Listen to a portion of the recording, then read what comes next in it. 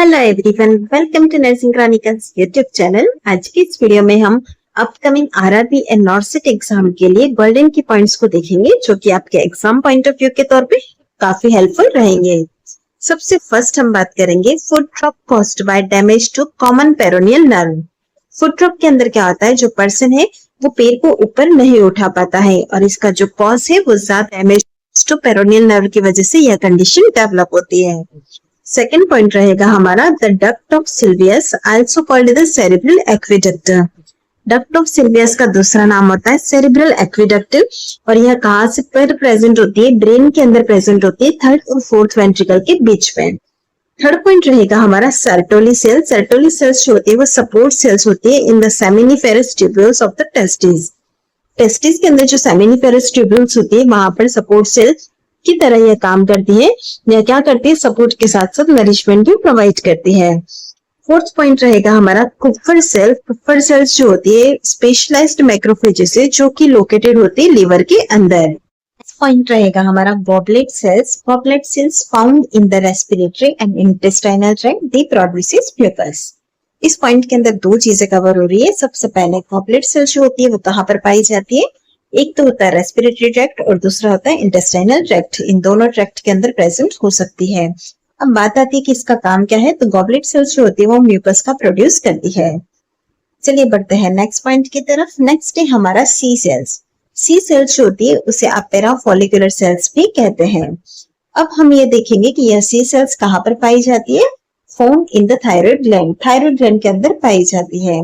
Next इसका काम क्या होता है? They secrete calcitonin. First of all तो यह कैल्सिटोनिन हार्मोन को सिक्रेट करती है और यह जो कैल्सिटोनिन हार्मोन होता है वो क्या करता है? It helps regulate the blood calcium level.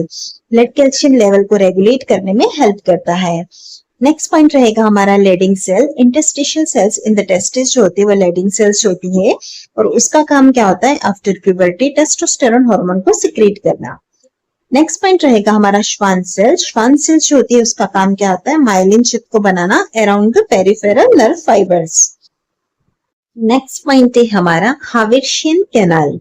हावेर्शियन canal एक कॉम्पैक्ट बोन स्ट्रक्चर होती है जिसके अंदर क्या कंटेन होता है? Blood vessel, nerves and lymphatics present होती है। नेक्स्ट पॉइंट रहेगा हमारा circle of Willis, a circular arterial structure supplying blood to the brain formed by various communicating arteries. Circle of Willis brain के अंदर प्रेजेंट होता है। इसके अंदर क्या आता है? आर्टेरियल स्ट्रक्चर का सर्कुलर प्रेजेंट होता है जो कि ब्रेन को ब्लड सप्लाई करता है और यह बहुत सारी कम्युनिकेटिंग आर्टरी से मिलकर बना होता है। नेक्स्ट रहेगा हमारा नीजल बॉडी। नीजल बॉडीज जो होती है वो क्या होती है? ग्रेन्यूल्स इन न्यूरॉन्स राइबोसोम्स जो होती है उसे हम कहते हैं। और बात आती है यहाँ पर यह किसके लिए रिस्पॉन्सिबल होती है? तो यह प्रोटीन सिंथेसिस के लिए रिस्पॉन्सिबल होती है। नेक्स्ट पॉइंट है हमारा पेराइटल सेल्स। पेराइटल सेल्स जो कि स्टमक में प्रेजेंट होती है, इसका काम होता है इंट्रिंसिक फैक्टर को सिक्रीट करना। इंट्रिंसिक फैक्टर जो होते हैं वो नेसेसरी होते हैं फॉर द विटामिन B12 के लिए।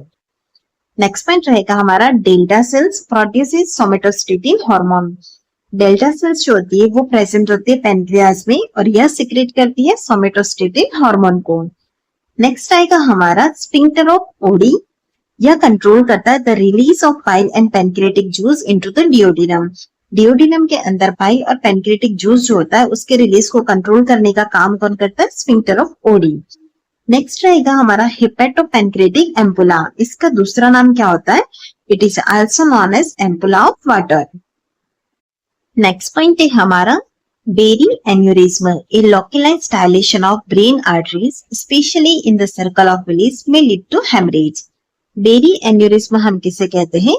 अगर सर्कल ऑफ विलीज की कोई ब्रेन की आर्टरीज है जो कि लोकलाइज्ड उसका डायलेशन हो गया तो वो हमारा बेरी एन्यूरिज्म कहलाता है और इसकी वजह से हेमरेज भी हो सकता है। नेक्स्ट पॉइंट है हमारा 17 एक्सियल स्केलेटन। स्केलेटन जो होता है एक तो होता है एक्सियल और दूसरा होता है एपेंडिकुलर। एक्सियल स्केलेटन के अंदर क्या क्या चीजें इंक्लूड होती है? स्कल होता है, vertebral column, sternum and ribs. ये चारों चीजें जो होती है वो एक्सियल स्केलेटन में आती है। नेक्स्ट रहेगा हमारा एपेंडिकुलर स्केलेटन। इसके अंदर आता है शोल्डर गिल्डाल, पेल्विक गिल्डाल एंड लिम्स जो होती है वो एपेंडिकुलर स्केलेटन के अंदर इंक्लूड होती है। नेक्स्ट है हमारा ऑफ बेलिनी कहाँ पर प्रेजेंट होती है, यह हमें मिलेगी किडनी के अंदर। नेक्स्ट रहेगा हमारा हाई इंट्राक्रेनियल प्रेशर। अगर इंट्राक्रेनियल प्रेशर इंक्रीज हो जाता है तो उसकी वजह से पेपिलेडिमा होता है, यानी कि आपको ऑप्टिक डिस्क के अंदर स्वेलिंग देखने को मिलेगी। नेक्स्ट पॉइंट है हमारा 21, right kidney is slightly lower than left kidney. आपको पता होगा दो किडनी होती है, एक होती है राइट साइड में, दूसरी होती है लेफ्ट साइड में, लेकिन जो राइट किडनी होती है वो स्लाइटली लोअर होती है as comparison to left kidney, क्योंकि राइट साइड के अंदर क्या होता है, लीवर प्रेजेंट होता है।